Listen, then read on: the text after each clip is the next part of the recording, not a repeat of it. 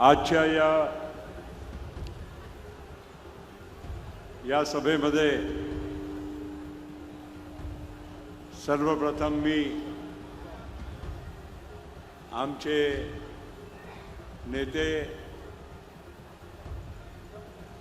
आदरणीय अजितदादा पवार यांना मी भावपूर्ण श्रद्धांजली मी वाहत आहो।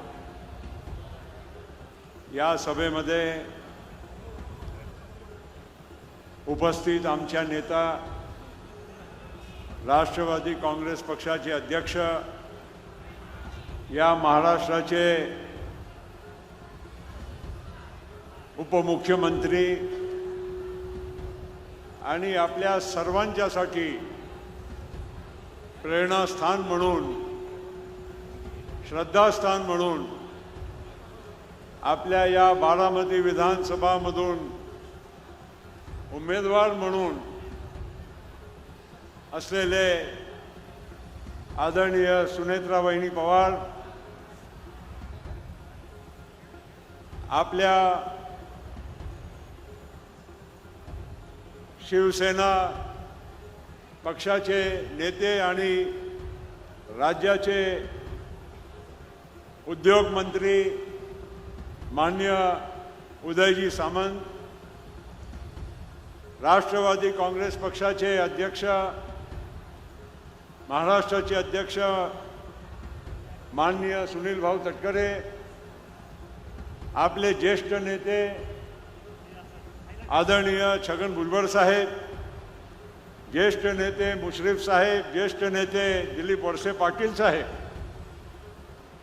आजच्या या सभेमध्ये आलेले, नुकत्याच ज्यांची राज्यसभेवर निवड झाली, आपले तसे राष्ट्रवादी काँग्रेस पक्षाचे जुने सहकारी राहिलेले खासदार रामराव वरकुटे साहेब, या कार्यक्रमामध्ये उपस्थित धनंजय मुंडेजी, बाबासाहेब पाटील, दत्ता मामा भरणे, मकरंदाबा पाटील, हर्षवर्धनजी पाटील, निलय आमच्या इंद्रनील नाईक, सर्व मान्यवर आणि आत्ताच मंचकावर होते सुप्रियाताई सुळे, बारामतीचे सर्व माझे ज्येष्ठ मंडळी, बंधू भगिनी आणि माझ्या तरुण मित्रांनो, आज आपण सर्व एक प्रकारे या बारामतीमधून नवीन एक वाटचाल त्याची सुरुवात करण्यासाठी आपण उपस्थित आहोत। वर्षोनवर्ष जसं तटकरेजींनी सांगितलं, या बारामतीमधून अजितदादा सतत 8 वेळा निवडून गेले आणि तुमच्या जे प्रेम होतं ते प्रत्येक वेळी वाढत गेलं आणि मला असं वाटते की त्याचबरोबर तुम्ही दादाच्या खांद्यावर जास्त जबाबदारी सुद्धा तुम्ही देत गेले। या बारामतीमध्ये आल्यानंतर भारतातला किंवा परदेशातला कोणाला पण इथे बोलवा, त्यांना विश्वास बसू शकत नाही की हे एक तालुकाचा हे स्थान आहे। अशा एक बारामतीची ख्याती जी आहे ते अजितदादाच्यामुळे हे तयार झालेली आहे देशामध्ये आणि जगामध्ये। काय इतकं सुंदर शहर, स्वच्छ शहर, सगळ्या सोयी उपयुक्त हा शहर, आणि बारामतीमध्ये पाय ठेवल्यानंतर तुम्हाला कुठे पुण्या मुंबईला कुठे जायची काही गरज वाटत नाही। अशा सगळ्या सोयी अजितदादांनी या तुमच्या या बारामतीसाठी करून ठेवलेल्या आहे। मित्रांनो, या बारामतीमध्ये अनेक वेळा मला अजितदादा बरोबर, शरद पवार साहेबांच्या बरोबर येण्याचा प्रसंग लाभलेला आणि याची निरंतर जी प्रगती आहे, इतका उद्योग इथे आलेले आहे। हा पियाजीओचा कारखाना, फेरारोचा कारखान्याच्या वेळी मी स्वतः दादाच्या सोबत इथे उद्घाटनाला पण उपस्थित राहिलो होतो।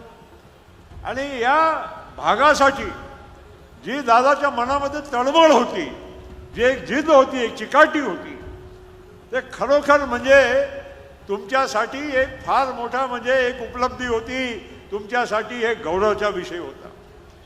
काय लहानच्या लहान कामासाठी का न हो, पण दादाचा एक इथे तुमच्याकडे लक्ष केंद्रित होता।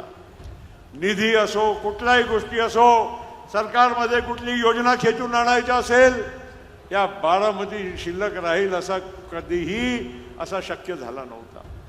आणि दादानी जे सत्ताचा उपयोग आहे महाराष्ट्रासाठी केलाच। आम्ही महाराष्ट्राच्या शेवटच्या जिल्ह्या गोंदियाचे आम्ही नागरिक, पण त्या गोंदियामध्ये सुद्धा जर कोणी छाप सोडली असेल, काही विकासाचा मोठा काम करून दिला असेल, तो फक्त आणि फक्त अजित दादांनी केलाय, ही तुम्हा सगळ्या लोकांना मी सांगू इच्छितो। या महाराष्ट्रभर सिंचनाचे प्रकल्प असो, उद्योग असो, इन्फ्रास्ट्रक्चरचे अनेक कामं असो, हे करण्यामध्ये अजित दादा कधी मागे राहायचे नाही। आणि म्हणून मित्रांनो, आपल्या सगळ्यांच्यासाठी एका बाजूला दुःखाचाही क्षण आहे की दादा आपल्यामध्ये नाही, पण समाधान या गोष्टीचे आहे की आज आमच्या सुनेत्रा वहिनी समोर येऊन आज तुमच्या सगळ्यांच्या नेतृत्व करायला तयार झाले आहे, ही आपल्या सगळ्यांच्यासाठी मोठी समाधानाची गोष्ट आहे। आणि यासोबत तुमच्या आमच्या सगळ्यांची जबाबदारी अजून जास्त बनत आहे।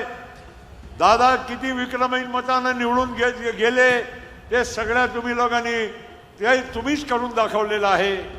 पण आज या सगळ्या मागचे विक्रमाला मोडून एक नवीन विक्रम सुद्धा तुम्हाला घडवण्याची ही संधी मिळालेली आहे। वहिनीचा या माध्यमातून तुम्हाला फक्त आमदारच नाही, एक उपमुख्यमंत्री आहे, पण सोबत एक राष्ट्रवादी काँग्रेस पक्षाला ध्येय दिशा धोरण देणारे एक नेते सुद्धा तुम्हाला आज मिळत आहे। या बारामतीच्या पुढच्या भविष्य घडवणारे तुम्हाला नेते मिळत आहे। आणि आपल्या सगळ्यांची जबाबदारी आहे की वहिनी साहेबांना आपण जास्तीत जास्त मताने निवडून द्यावं। आता ही उन्हाचे दिवस आहे आणि हे सार्वत्रिक निवडणूक नाही, म्हणून अनेक लोक मान्यवर जे पुण्याला असतात, इतर ठिकाणी असतात, तिथे सुट्ट्या नसतात, म्हणून लोक इथे एक मत आपला देण्यासाठी यावं की नाही हे विचार करत असतात। त्यांच्या मनामध्ये श्रद्धा आहे, भावना आहे, पण तरी देखील आपल्याला घराघरातला एक एक मत कसा त्या मतदान केंद्रावर येईल आणि आपल्यासाठी मत होईल, हे आपल्याला काळजी घेण्याची गरज आहे। आणि त्यामुळे जर खऱ्या अर्थानं आपल्याला दादाला श्रद्धांजली आपल्याला द्यायची आहे, ते तुमच्या मनात आहे, सगळ्यांच्या मनात आहे, पण ती श्रद्धांजली जेव्हा वहिनी साहेब या देशातला सगळं विक्रम मोडून जास्तीत जास्त मतानं निवडून येतील, हीच तुमची खरी श्रद्धांजली आमच्या अजितदादांच्यासाठी राहणार आहे। आणि म्हणून मी इथे काही जास्त बोलणार नाही। इथे आमच्या बहिणी बसलेल्या आहे। मागच्या काही दिवसामध्ये महिला आरक्षणच्या विषयी सुद्धा चर्चा झाली। आमच्या भगिनीला मी सांगू इच्छितो की तुमच्यासाठी जर सर्वात जास्त जर कोणाच्या मनामध्ये प्रेम असेल, यांना काही करण्याची इच्छा होती, ते आमच्या अजितदादांच्या मनामध्ये होती। या लाडकी बहीणची योजना किती चर्चा झाल्या त्यावेळेस, भुजबळ साहेब, तटकरे साहेब, सगळ्यांना माहीत आहे, मुश्रीफ साहेब, हे मंत्रिमंडळात असलेले लोकांना की पैसे कुठून आणायचे, काय करायचं, पण दादांनी म्हटलं की आपण आमच्या बहिणीला जर खऱ्या अर्थानं आपण मदत करू इच्छितो तर ही लाडकी बहिणीची योजना आपण लागू करू। त्याच्यासाठी कुठेही पैसा कमी होऊ देणार नाही, ती त्यांनी व्यवस्था तेव्हाही केली। आणि आज आपल्या सगळ्यांच्यासाठी अभिमानाची गोष्ट आहे, ती योजना न केवळ चालू आहे, या पुढच्या 5 वर्ष सुद्धा आमच्या बहिणीला ही योजना आता मिळत राहणार आहे। आणि हे जेव्हा महिला आरक्षणाची आपण चर्चा करतो, तर महिला आरक्षणामध्ये सुद्धा आपण लोकांनी परवा बघितलं असेल की एका बाजूला आम्ही लोक महिला आरक्षण कसं मिळालं पाहिजे, लवकरात लवकर मिळालं पाहिजे, 2029 मध्ये मिळालं पाहिजे, याच्यासाठी आम्ही चर्चा करायला बसलो होतो।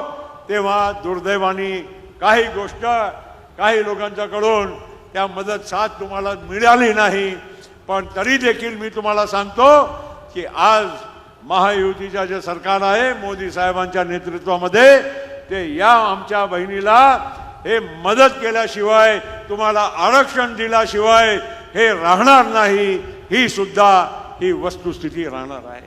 आणि म्हणून मी अधिक न बोलता आज आपण सगळ्या लोकांना परत विनंती करतो की येणाऱ्या परवाच्या निवडणुकीमध्ये आपण जास्तीत जास्त मतदान कसं करायचं याची काळजी घ्यावी, एवढंच बोलतो आणि आपल्या सगळ्यांचा खूप खूप आभार व्यक्त करतो। परत आमच्या नेत्या दादांना मी माझ्या वतीनं आदरांजली व्यक्त करतो आणि आपली रजा घेतो। खूप खूप धन्यवाद। जय हिंद, जय महाराष्ट्र, जय राष्ट्र।